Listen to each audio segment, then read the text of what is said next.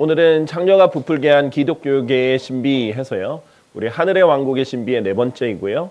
우리 성경 속 불가사의 시리즈 계속해서 이어가고 있습니다. 이 구절은요. 마태복음 13장 33절에 등장하는 예수님께서 직접 말씀하신 비유인데요. 그분께서 그들에게 또 다른 비유를 말씀하시기를 하늘의 왕국은 마치 한 여자가 가져가서 곡식가루 세 도량 안에 숨겨넣어 마침내 전체를 부풀게 한 누룩과 같으니라 하셨느니라 라고 하셨습니다. 자, 예수님께서는 이 하늘의 왕국, 이 천국이 아니라고 했죠. 이 셋째 하늘에 있는 죽어서 가는 천국이 아니라 이 지상에 세워질 하늘로부터 내려오는 왕국이 됐는데 이것이 지금 유대인들에게 받아들여지지 않아서 어떻게 됐다라고 했죠? 유대인들에게 받아들여지지 않아서 이 땅에 이 땅에 연기가 됐는데 그럼 이 땅에는 어떤 일들이 벌어질 것인가? 라는 것을 이제 좀 알려주는 것이고요. 자, 이 부분에 대해서 우리가 함께 보자면요. 누룩의 비유라고도 불리는 비유인데요. 간단하기 때문에 많이 알려져 있고요.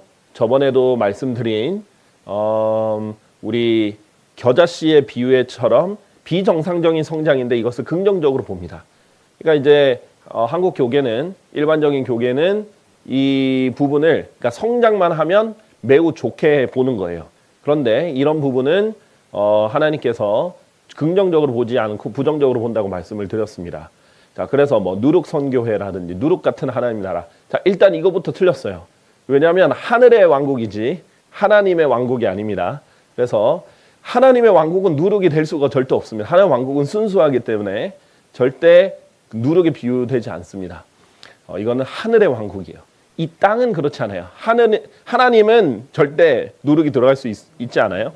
그런데 이 땅에 세워지는 지상왕국, 그런데 연기가 된, 그래서 이 땅에 펼쳐진 그 연기가 된 동안 펼쳐지는 이 땅의 일은 순수하지 않습니다. 자, 그래서 누룩 복음도 아니죠. 이것을 지난번에 겨자씨도 복음으로 본다고 했고 누룩도 복음이라고 본다고 했죠. 그런데 누룩 같은 자들이 세워온 하나님 나라. 자, 하늘의 왕국과 하나님 나라를 동일시했기 때문에 생긴 문제라고 했죠. 이게 단순히 생각해도 이것은 결코 같을 수가 없어요. 왜냐하면 하나님의 왕국과 하늘의 왕국인데 하나님은 하늘과 달라요. 하늘은 물리적이에요. 우리가 눈으로도 볼 수 있어요. 하늘은 새들도 거기서 날아다닐 수 있는 물리적 공간입니다. 그런데 하나님은 한 영이시고 하나님은 볼 수 없다. 이렇게 말씀하셨거든요. 자, 누룩은 그러면 무엇인가? 우리가 일단 잘 알다시피 이 누룩 자체는 이제 빵 같은 곳에 넣어서 이제 부풀게 하는 효소 같은 거거든요. 그런데 성경에서 이제 예수님께서 비유로 말씀하신 누룩은 무엇을 상징하는 것이냐? 이 복음이 아니라는 거예요. 복음이 널리 퍼지는 것이 누룩 때문에 부풀어지는 게 아닙니다. 긍정적인 것이 아니라 복음이라는 성경적 근거 전혀 없다. 1번이 제일 중요하죠. 우리가 성경을 해석할 때 비유나 상징을 해석할 때는 자기 생각이 아니라 성경으로 성경을 해석한다라고 말씀드렸습니다. 그리고 긍정적인 문맥이 아니라 지금까지 계속해서 부정적이죠. 이 하늘의 왕국은요 대부분이 부정적입니다. 긍정적인 요소가 있다면 그 부정적인 것 중에 아주 일부만을 다루고 있습니다. 자, 그래서 이런 생각은 후천년주의적 생각이라고 했고 지난번에 이 후천년주의 관련해서는 지난번 강의를 꼭 참조하셔야 됩니다. 그래서 겨자씨의 비유에서 말씀드렸듯이 후천년주의적 생각은 매우 정치적이고 매우 잘못된 생각으로 이 땅을 자기들끼리 발전시킨다라는 개념이 있기 때문에 문제예요. 그런데 전천년주의적, 예수님께서 오셔야 전천왕국이 발생한다라는 생각은 매우 부정적으로 이 세상을 봅니다. 왜? 이 세상은 점점 악해질 것이니까. 이 누룩도 마찬가지죠. 자, 마태복음 13장 33절에 우리가 알아야 되는 이 부분은요. 이 여자와 그 다음에 곡식이라는 곡식가루의 이 부분이 중요하고요. 그 다음에 세도량, 그 다음에 전체를 불불게 했는데 누룩이죠. 그래서 이것은 현상이고요. 이것이 무엇인지를 보시면 되겠습니다. 제 말이 아니라 성경적으로 우리 보시면 되겠죠. 그리고 이 부풀게 한다라는 것은 이런 양적 성장이요. 그것도 비정상적으로 확 부는 거 있잖아요. 그런 것은 무조건 좋은 것이 절대 아니다라는 거예요. 자, 그러면 한번 보겠습니다. 고린도전서 5장 6절에서 8절 성경에서 사실 누룩은 굉장히 많이 나옵니다. 누룩은요. 성경 곳곳에서 다 부정적으로 나와요. 너희의 자랑함이 좋지 않도다. 너희는 적은 누룩이 온 덩어리를 부풀게 하는 것을 모르느냐. 그러므로 오래된 누룩을 제하여 버릴지니 너희가 누룩이 들어있지 않은 자들로서 하나의 새 덩어리가 되게 하려는 것이라. 누룩이 들어있지 않은 새 덩어리가 매우 좋은 것이고요. 그렇지 않고 이 오래된 누룩은 제하여 버려라 라고 했습니다. 그러니까 적은 누룩이 온 덩어리를 부풀게 하는 것이 좋지 않은 거예요. 좋지 않은 문맥에서 말씀하신 거예요. 부푸니까 좋은 거다? 아니에요. 부풀어서 오히려 안 좋은 거라는 겁니다. 고린도전서 5장 6절에서 8절 문맥은 이 고린도 교회에 심각한 죄를 지은 사람이 남자가 있었는데 아버지의 아내와 관계를 가진 거예요. 그러니까 이제 자기 친엄마는 아니지만 아버지가 들인 다른 아내에게 이제 관계를 가진 거죠. 그런 사실상 성경에서 금하는 아주 심각한 죄였습니다. 근데 그것이 드러났는데도 불구하고 이 교회는 가만히 있었던 거죠. 그러니까 뭐예요? 하나님께서 이 적은 누룩을 이 전누리 가만히 있으니까 이 작아 보이는 이 죄가 가만히 있으니까 온 덩어리를 부풀게 한다. 근데 이 덩어리가 누구예요? 너희가 누룩이 들어있지 않은 자들로서 하나의 새 덩어리가 되게 하려는 것이다. 이 덩어리는 우리예요. 그리스도인들이에요. 그런데 특히 구체적으로는 고린도 교회 사람들이에요. 그런데 이 적은 누룩, 제가 이제 지금부터 볼 거지만은 이 죄가, 적은 죄가 전체 교회를 오염시키는 겁니다. 그래서 교회에 있는 모든 사람들을 영향을 끼쳐서 오염을 시키는 것이기 때문에 이 오래된 누룩을 제하여 버리라. 그래서 이런 죄가 없는 새 덩어리가 되어야 된다라고 하는 얘기입니다.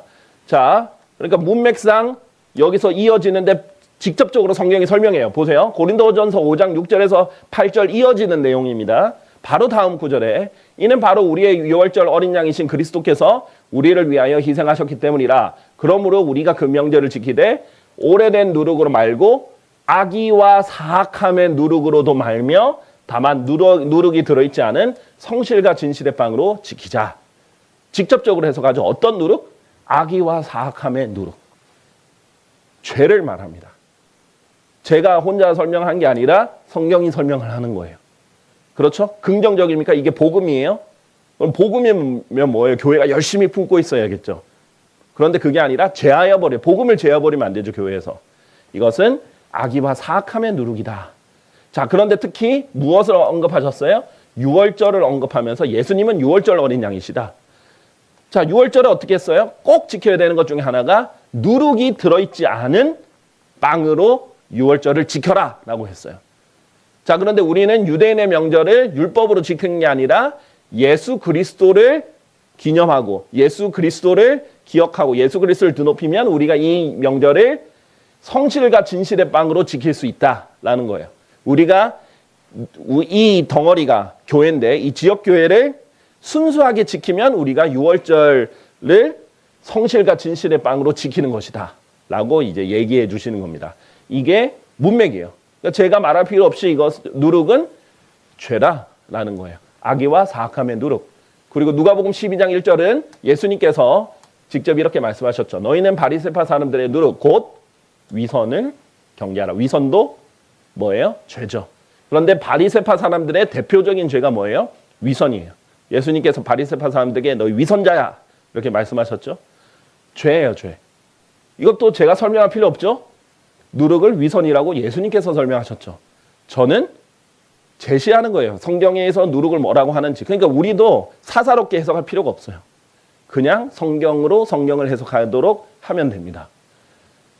자, 그래서 아까 전에 예수님을 유월절 어린 양 얘기했는데 유월절과 함께 하나의 세트로 지켜지는 절기가 바로 무교절이라는 거예요.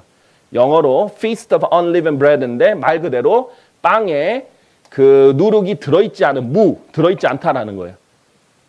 그 빵에 누룩이 들어있지 않다. 무교절이 되는 거예요. 그래서 이 빵에 누룩이 들어있지 않은, 그러니까 누룩이 들어가 있으면 어떻게 되냐면요. 그 제빵사들이 빵을 구울 때 그런 효소들을 넣으면 빵이 어떻게 돼?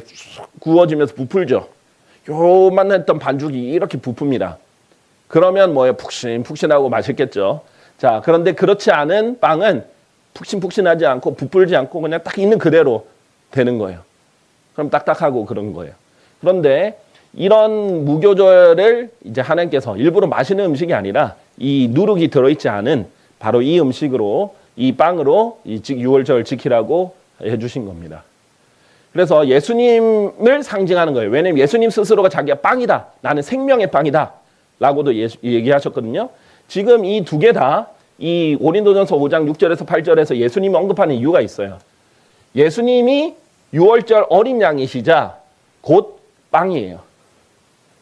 그렇기 때문에 예수님은 누룩이 들어있지 않은 빵이고 유월절 어린 양으로서 죄가 없는, 흠이 없는 어린 양이셨거든요. 그러니까 예수님이 죄가 없다라는 걸 표현하는 또 다른 것이 흠도 점도 없는 어린 양이신 거예요. 그런데 빵으로서는 누룩이 없는 빵이어야 되는 거고. 자, 그렇기 때문에 예수님의 이 깨끗한 산과 죄 없는 몸을 상징하는 겁니다. 레위기 7장 13절 다음으로 같은 달 15일은 주께 무교절이라 너희는 반드시 7일 동안 누룩이 들어있지 않은 빵을 먹을지니라 명령이에요. 반드시 이날은 그렇게 해야 된다. 예수님의 이 죄 없으심을 보여주는 데죠. 누룩과 더불어 만들어져서는 아니다, 아니 된다 이렇게 하셨죠. 일반적으로 심지어 무교절이 아닌 것들도 어떻게 돼요? 음식 제물은 누룩과 더불어 만들어져서 안 된다라고도 말씀하십니다. 자, 갈라디아서 5장 9절도 적은 누룩이 온 덩어리를 부풀게 하느니라 했을 때 갈라디아서 5장의 문맥은 죄들이에요. 죄가 쭉 적혀 있어요.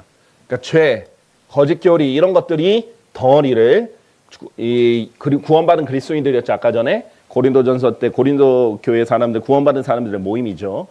그 덩어리를 부풀게 한다. 이게 비정상적으로 성장하게 하고 다 영향을 끼치는 것을 이제 보여줍니다.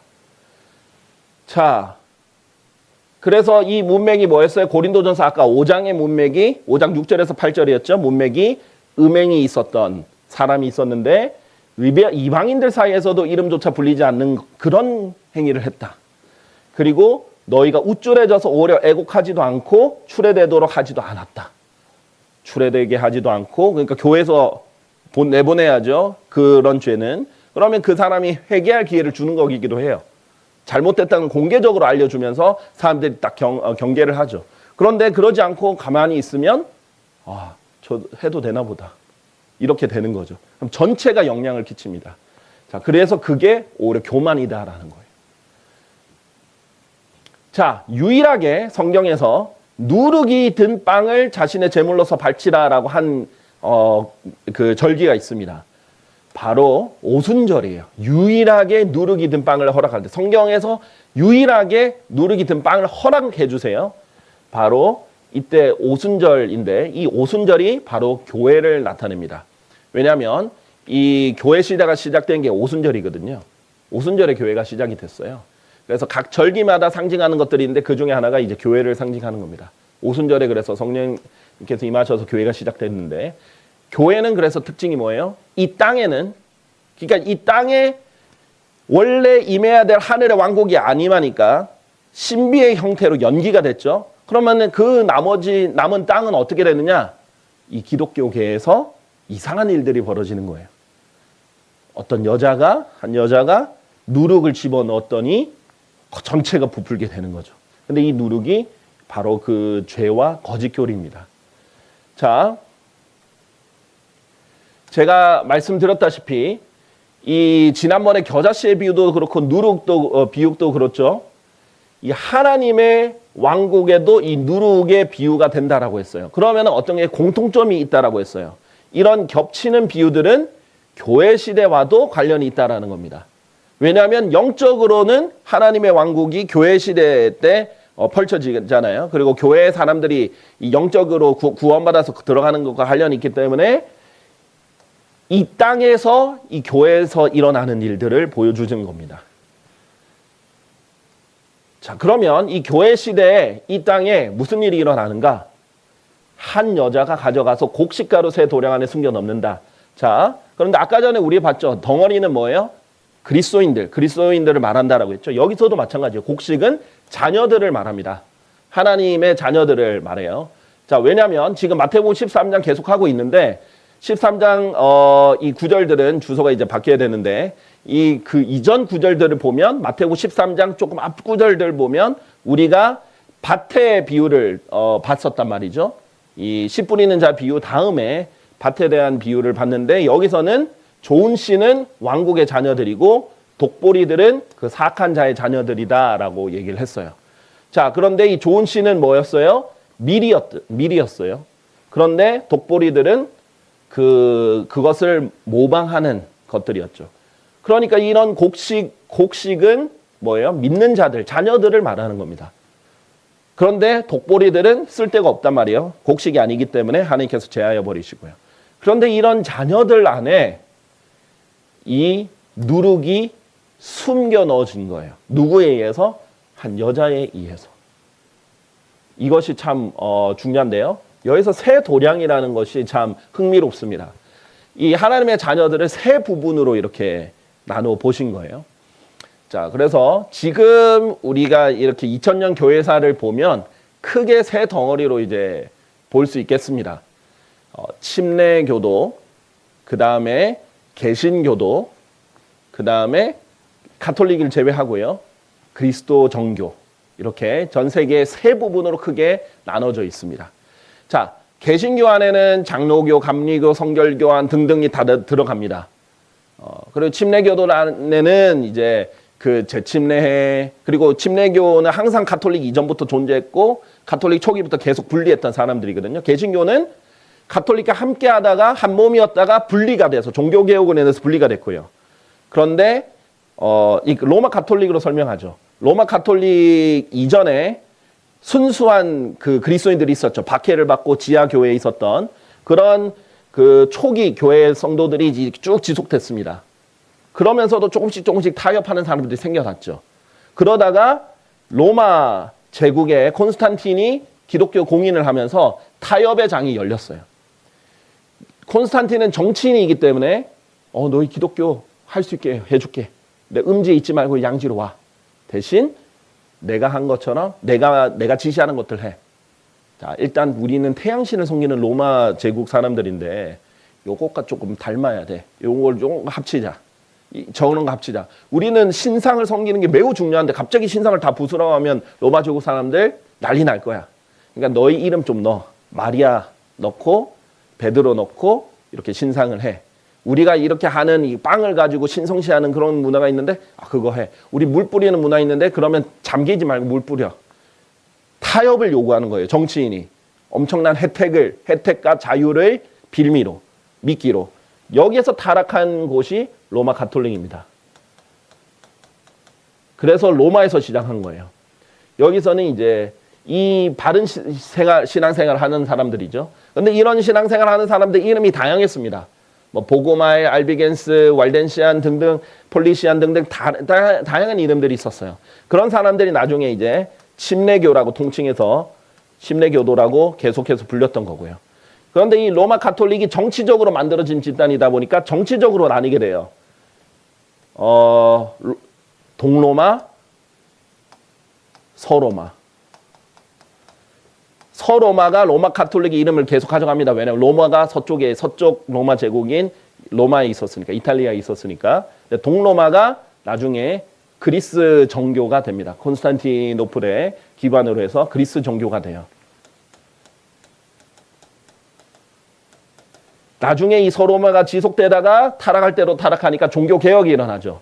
이 종교개혁으로 또다시 나온 세력들, 개혁 세력들, 이 사람들이 개신교입니다. 신교, 구교가 아닌 신교, 개혁으로 인한 신교들. 그래서 사실상 개신교, 침례교도, 그리스 종교, 로마 가톨릭, 기독교계가 크게 네 갈래로 나뉩니다. 곳곳에서 막 생겨난 조그만한 이단들 이런 것들 제외하고요. 그래서 지금 한 여자가 사실 가톨릭과 관련이 있기 때문에 한 여자 가톨릭을 제외한 나머지 세 도량, 기독교의 큰 세 부류를 이렇게 볼 수 있겠습니다. 자, 그러니까 하나님께서는 이 분류는요, 지금 우리가 2000년 동안 보는 현상이고요. 이거는 하나님께서 어쨌든 간에 이 자녀들을 세 부분으로 나눠서 보시고 있다라는 겁니다. 이 안에는 얼마든지 그 안에 또 세부 분류가 있겠지만요. 자, 그래서 우리가 이제 크게 봤을 때 세 부분은 지금 우리가 굵직하게 세 부분으로 보면 이렇게 나눠지더라. 이겁니다. 자, 그런데 이 자녀들 세 부분 설명했고요. 그러면 누가 넣는다? 한 여자가 가져가서 곡식가루 새 도량 안에 숨겨 넣었더니 마침내 전체를 불풀게 됐고 누룩이 됐다. 그럼 우리가 지금 한 여자만 해석하면 다 되는 거예요. 그렇죠? 자, 한 여자는 그런데 이런 죄들을 거짓 교리를 가지고 와서 집어넣는 그런 그런 집단이 무엇이냐? 바로 이제 우리가 알고 있는 로마 가톨릭이죠. 신비의 바빌론, 거대한 바빌론 이렇게 불리는 곳입니다. 이거는 마태복음 13장이 아니고요. 자, 그리고 그녀의 이마 위에는 한 이름이 기록되어 있었는데 신비라 거대한 바빌론이라 땅의 창녀들과 가증한 것들의 어미라 여성으로 표현하고 있죠. 우리가 신비 우리 불가사의 배울 때 뭐라고 했었죠? 바로 이게 거대한 바빌론의 신비다. 이렇게 설명을 했던 것. 그거 한번 참조해 보시면 좋겠고요. 자, 이걸 하나님께서 여자다. 그런데 성도들의 피해 그리고 예수님의 순교자들의 피해 취한 그 여자다라고 했어요. 계시록 이제 17장과 18장에 이렇게 설명이 되어 있습니다. 자, 그렇기 때문에 한 여자가 우리 기독교계의 죄와 거짓 교리의 원조 중의 원조고 모든 것의 뿌리고 모든 것의 시작이라고 볼 수 있는 게 로마 가톨릭이에요. 사실 지금 생겨난 모든 이단, 특히 사이비들 종교들, 그런 종교들은 거의 로마 가톨릭을 모방하는 것들이 많이 있습니다. 그 중에 가장 여러 가지가 있지만 교리적으로 지금까지 내려오는 이제 거짓 교리들의 대부분은 사실 로마 가톨릭의 원조예요. 하나는 자기들이 성경을 만들 권한이 있다 이렇게 얘기하는 거예요. 그래서 몰몬교는 어떻게 했어요? 자기들이 몰몬경을 만들었잖아요.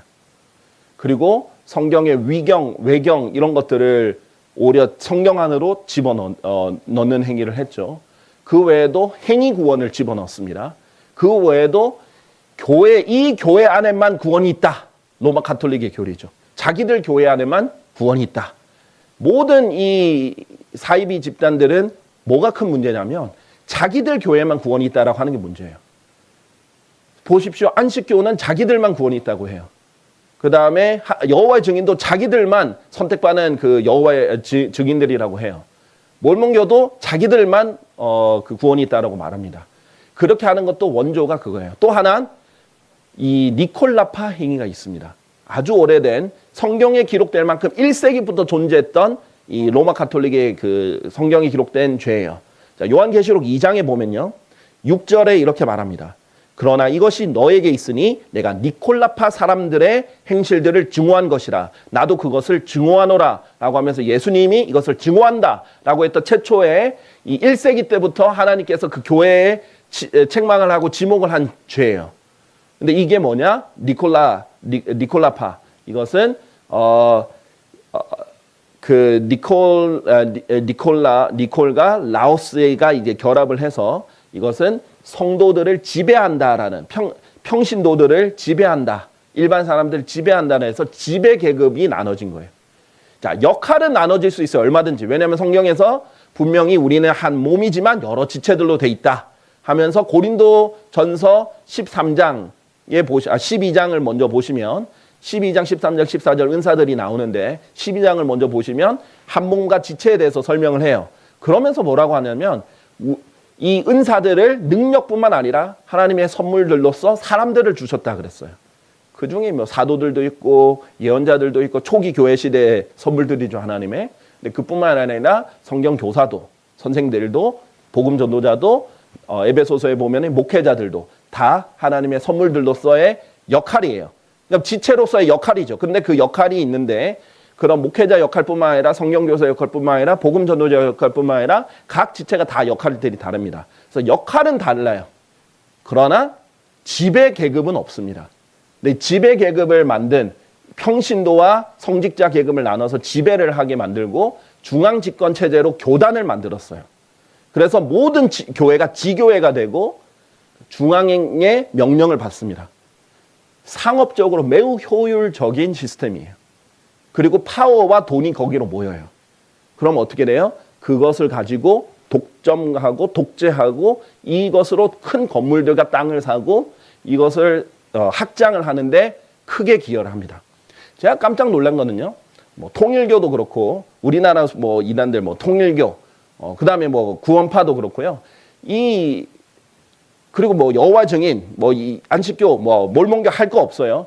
심지어 필리핀의 이단인 유명한 이단인 INC라는 곳들도 있어요. 각 나라 이단들의 특징이 뭐냐면 그 사람들은 중앙 집권 체제예요. 모든 교회들이 이 중앙에 이 교주들 또는 지도자들한테 다 돈을 보내요. 그리고 여기서 시킨 대로 파송이 되고 다른 사람들 제외가 되고 이게 돼요. 그냥 교단 정도가 아니라 완전 중앙 집권 체제가 아주 강력해요. 그리고 그 지도자가 신격화가 되거나 아니면 엄청나게 높여집니다. 그럼 이 지도가 엄청난 권력을 가지고 모든 돈과 권력을 가지고 확장을 해요.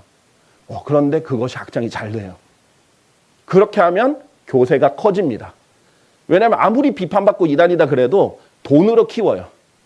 그리고 어떤 그런 권력으로 키울 수 있어요. 특히 못 사는 나라일수록 삼국일수면 제3국일수록 더 빨리 확장됩니다. 자, 그렇게 해서 확장되는 거 보고 느꼈어요. 저렇게 사업적으로 하면, 기업적으로 하면 확장이 되는구나. 그들에게는 성도들이 각 지역에서 돈을 모을 수 있는 소스예요. 그리고 뭐 사업도 결국은 나중에 하더라고요. 그것도 사실 로마 가톨릭의 그겁니다. 로마 가톨릭이 공식 사업이 뭡니까? 성수 팔고 신상들 팔고 로마 가톨릭이 만든 묵주, 로마 가톨릭의 기도문 팔고 온갖 것들이 로마 가톨릭 공식적으로 있는 베드로상, 예수님상, 아기 예수님상, 마리아상 이런 것들 다 팔죠. 그런 것들이 원조더라고요. 근데 그렇게 하면 돈이 모이고 권력이 모이고 중앙 집권이 되고 효율적으로 한번 저게 선교를 갈 때 우리 독립침례교회들은 안 그렇잖아요. 우리는 교단이 아니니까 엄청 힘들게 개척을 해요. 거의 아무것도 없는 것에서 일부 교회들이 지원을 조금씩 해주고 시작하는 교회는 잘 시작하는 교회예요. 근데 그렇게 해봤자 큰 돈이 지원되는 게 아니라 그 사역자가 조금 살 수 있도록 지원이 좀 되는 거죠. 그런데 가서 고생해서 이제 집에서부터 한 명씩, 두 명씩, 세 명씩 모이고 어떤 장소 하나 겨우 조그만 데 구해가지고 하나씩 둘씩 모여가지고 또 거기서 조금 확장하고 이렇게 되는 거예요. 그런데 이게 얼마나 오래 걸려요. 그리고 일반 사람들은 조그마한 데 있으면 몰라요. 그리고 관심 가지고 안 가요. 그런데 갑자기 저 동네에 신도시가 들어섰는데 신도시 들어설 때부터 커다란 건물로 멋진 교회 건물이 탁 들어섰어요. 사람들은 좋은 데다 하고 들어가는 거예요. 열심히 사람들이 교회 데리고 오는데 훈련을 받습니다. 그런 식으로 확장을 하는 거예요. 그래서 그런 계급, 교단, 중앙집권화 그런 것이 얼마나 정치적이고 위험한지를 가톨릭이 눈으로 보여줬고 모든 이단들은 결국 그걸 따라 하더라고요. 이런 걸 니콜라파 사람들의 행실들이다 라고 말하고 하나님께서 또 다른 교세는 니콜라파 사람들의 교리다 라고도 얘기를 해요. 그런 것들이 문제죠. 자, 그래서 아까 전에 누룩이 죄와 거짓 교리라고 했죠. 왜냐하면 예수님께서 바리새파와 사두개파 사람들의 교리를 주의하라 그랬거든요. 누룩을 교리라고도 예수님께서 표시를 합니다. 누룩 얘기하면서 하신 말씀이에요. 자, 그래서 이 모든 누룩, 죄와 거짓 교리, 기독교에 들어온 거짓 교리의 원조 중에 원조가 바로 이 신비의 바빌론이에요. 네, 신비의 바빌론, 우리가 누군지 정체를 한번 살펴봤죠? 지금 현재 로마 가톨릭이 가장 유사하고 흡사하더라. 이것이 나중에 전 세계를 통합하는 종교를 만들어서 이름을 바꿀지도 몰라요. 그래도 기원은 로마 가톨릭인 거예요. 로마가 기원입니다. 로마가 바로 바울을 죽였던 곳이고 로마가 예수님을 죽인 곳이에요. 예수님이 누구에 의해서 십자가를 못 박혔어요? 로마 병사들에 의해서. 옆구리의 창도 로마 사람에 의해서. 바울도 로마 사람들에 의해서 목베임을 당했고 이 로마가 계속해서 기독교인들을 박해했고 그것이 나중에 탈을 바꿔서 로마 제국이 정치적으로 박해하다가 로마 가톨릭이 종교적으로 박해하는 걸로 바뀌었죠. 지금까지 가장 많은 순교자들을 낸 종교가 바로 신비의 바빌론이에요. 그래서 우리 이런 신비의 바빌론, 왜 바빌론이라고 하느냐? 바빌론 종교에서 왔다라고 했죠. 그런 이 여신 숭배 사상. 왜 마리아를 숭배를 해요? 마리아에게 왜 기도를 해요? 마리아에게 왜 입맞추죠? 발에 입맞춥니까? 우리가 전에도 예전에 봤지만 경배 행위가 뭐예요? 무릎 꿇고 절하면서 입맞추는 것. 그것이 경배 행위거든요. 겉으로 드러난 경배 행위예요. 자, 그런데 그것을 마리아에게 하고 하늘의 여왕이라고 하고. 자, 그렇게 했던 것을 이제 볼 수 있습니다. 자, 그래서 이 성경 속 7대 불가사의 바빌론 불가사의 이 영상을 꼭 한번 잘 살펴보시고요. 거의 모든 거짓 교회의 출처가 로마 가톨릭이다. 그러나 한 다리 건너서 보면 모든 원조는 로마 가톨릭이다. 직간접적으로 로마 가톨릭의 기원이다라는 것을 볼 수 있습니다. 자, 마찬가지예요. 로마 가톨릭이 주장하는 것 중에 하나가 뭐예요? 제일 가증한 주장 중에 하나는 자기들이 성경을 마음대로 뜯어 고칠 수 있다는 주장이에요. 자기들이 만들었다는 거예요. 하나님이 영감으로 주어져서 각 사람에게 기록하게 하신 건데 그 사람 중에 로마 가톨릭 한 명도 없잖아요. 그런데 자기들이 자기 교회가 만들었다라고 하면서 사실이 아니죠. 마음대로 넣고 빼고 삭제하고 그렇게 하죠. 뿐만 아니라 이 해석할 권한도 자기들에게만 있다. 교황이 이것을 열쇠를 가지고 있다. 이렇게 말하죠. 다 이단들 보세요. 어떤 그 집단의 지도자들, 리더들, 교주들만 성경을 해석할 수 있다는 거예요. 그 사사로운 해석의 정점입니다. 여기서 모든 것이 파생이 됐다라고 보시면 되겠습니다. 자, 그러면 이제 성경적으로 봤을 때 이 하늘의 왕국은, 그러니까 하늘의 왕국이 어떻게 됐어요? 연기됐어요. 거절당해서 연기됐어요. 근데 이 땅이 그러면은 하늘의 왕국이 아니겠죠? 근데 이 땅이 벌어지는 하늘의 왕국이 연기된 후에 벌어지는 땅의 일이라고 했죠. 근데 하나님의 왕국의 비유와도 겹치기 때문에 기독교계, 이 땅에 있는 기독교계에 이런 일이 일어난다는 거예요. 신비의 바벨론이 창녀 음녀가 하나님의 자녀들에게, 그리고 세 부분은 안에 있는 하나님의 자녀들에게 거짓 교리와 죄들을 숨겨 넣어서 이 전체에 영향을 끼치고 부풀게 하고 비정상적인 성장을 하게 됩니다. 누룩은 죄와 거짓 교리고요. 바로 이것이 로마 가톨릭이에요. 근데 성장에 관한 하나님의 방식대로 하면 아주 크게 성장되진 않아요. 초기에 이제 처음 복음이 이렇게 소개될 때는 모르지만 점차 있잖아요. 결국은 이 세상적인 방법, 기업적인 방법으로 성장을 비정상적으로 이뤄내게 됩니다. 그래서 이런 부분들 우리가 이제 성경적으로 해석을 할 수 있습니다. 이것이 이제 사사로운 해석이 들어갈 여지가 없고 그럴 필요가 없는 것이 되겠죠. 그래서 후천년주의식 해석이 얼마나 위험하냐면요. 누룩을 일단 복음이라 보는 것부터 잘못됐죠. 일단 비성경적입니다. 성경에 근거가 없고 누룩은 분명히 죄와 거짓 교리라고 했는데 반대예요. 그런데 이것이 복음이 전파되면 기독교가 확장되는 축복을 받는다라고 생각하는 거예요. 그래서 열심히 누룩을 전해서 우리 누룩 선교회다. 누룩 복음을 전해가지고 열심히 부풀리자. 오히려 사명처럼 여기고 있는 거예요. 근데 우리가 지금 알고 보면 얼마나 무서운 말이에요. 열심히 거짓 교리를 전파해가지고 이 기독교계를 열심히 부풀리고 있는 거예요. 그런데 좋은 게 아니라 하나님 보시기에는 굉장히 심각한 가증한 일들이 되는 겁니다. 그래서 절대 점점 나아지지 않습니다. 데살로니가 후서에 보면 기독교계의 끝은 배교입니다.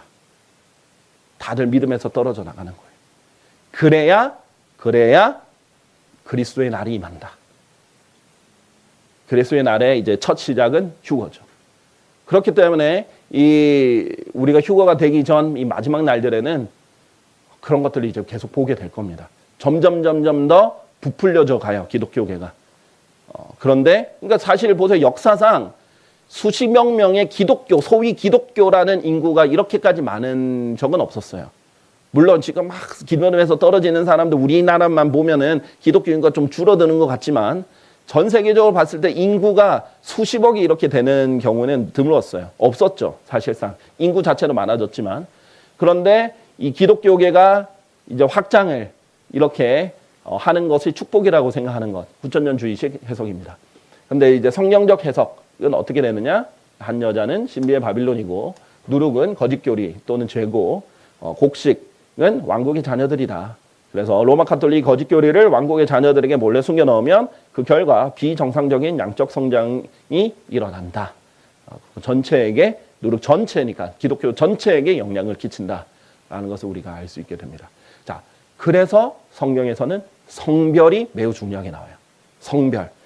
계시록 17장과 18장에 보면 이 신비의 바빌론, 이 창녀 음녀 바빌론에 대해서 경고를 하잖아요. 근데 마지막에 뭐라고 마무리를 하냐면요. 이 경고를 하면서 18장 18장과 이 19장 이쪽을 보면요.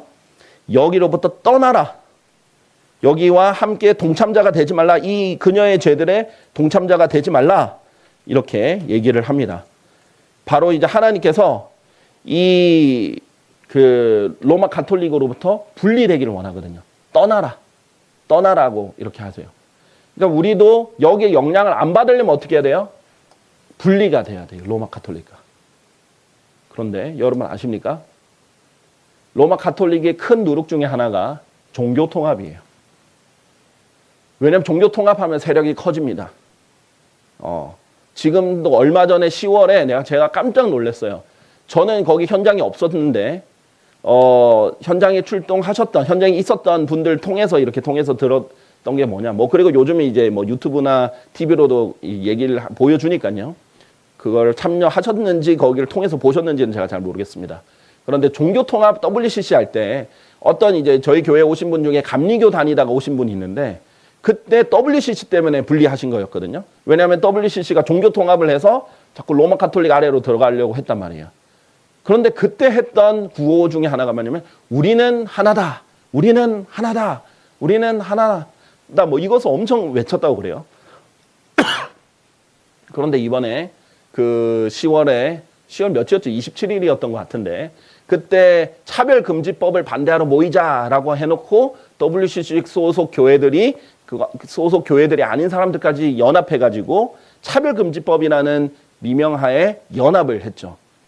그때도 외쳤던 구호가 우리는 하나다. 우리는 하나다. 우리는 하나다. 이렇게 했던 거죠. 그렇게 교묘하게 어떻게든 하나로 자꾸 묶으려고 하는 거예요. 이런 식으로 로마 가톨릭의 또 다른 특징이 뭐냐면 모든 교회는 로마에게 속해야 된다. 라는 거죠. 다 하나로 묶으려는 것. 우리가 이것을 영향을 안 받으려면 분리, 성별 밖에는 없습니다. 그렇게 해야만 여기서 영향을 받지 않는 거죠. 자, 결국 교리가 달라지면 믿음이 완전히 달라지는 그런 예들을 우리가 보았습니다. 그래서 성경은 신기하죠. 그냥 기록되어 있는데 보는 사람에 따라 어떤 믿음을 가지고 있느냐에 따라서 완전히 해석이 달라지는 거예요. 놀라운 책입니다. 살아있는 책이에요. 그래서 성경은 마태복음 16장 12절에서 그제야 그분께서 그들에게 빵의 누룩이 아니라 다만 바리새파 사람들의 교리와 사두개파 사람들의 교리를 경계하라고 분부하셨다는 것을 그들이 이해하였더라. 이래서 우리가 공부를 하는 겁니다. 왜? 성경에서는 하나님은 우리에게 성경을 진리의 말씀을 공부하라. 바르게 나누어 공부하라라고 명령하셨기 때문에 공부를 해야 교리를 차이를 알고 경계를 할 수 있죠. 그래서 성경의 디모데후서 3장 16절에 성경의 첫 번째 목적은 교리입니다. 성경을 좋은 책이에요. 그렇죠? 근데 좋은 책인데 좋다 하고 끝낼 게 아니라 연구하라고 책으로 주신 거예요. 책은 공부하라고 주신 거지 책은 장식용으로 주신 게 아닙니다. 그리고 한번 훑어만 보라고 주신 게 아니에요. 책은 단순히 그냥 쭉 빨리 읽을 수도 있겠지만은 하나하나 묵독을 하고 묵상을 할 때 훨씬 더 그 가치가 나는 법입니다. 그래서 오늘 이걸 통해서 바른 신비를 또 알게 되셨기를 바랍니다. 감사합니다.